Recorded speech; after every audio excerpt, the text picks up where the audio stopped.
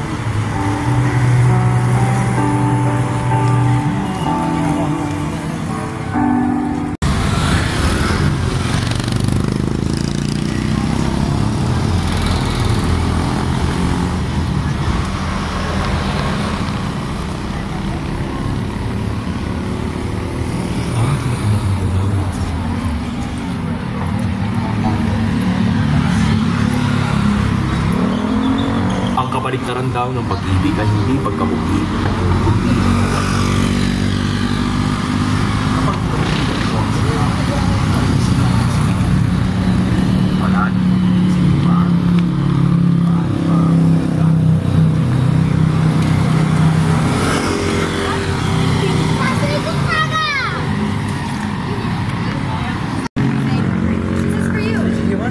Thank you. Yes.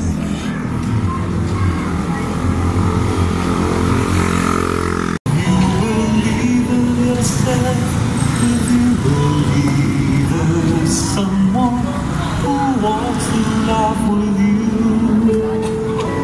you'll never be alone.